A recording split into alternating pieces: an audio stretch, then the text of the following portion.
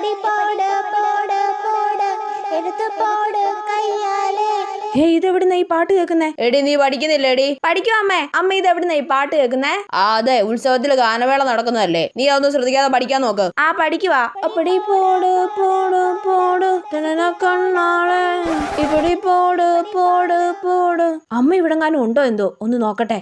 ഇവിടെ ഇല്ല. എന്നാ പിന്നെ ഒരു ഡാൻസ് കളിച്ചിട്ട് തന്നെ കാര്യം. അപ്പടി പോട് പോട് പോട്.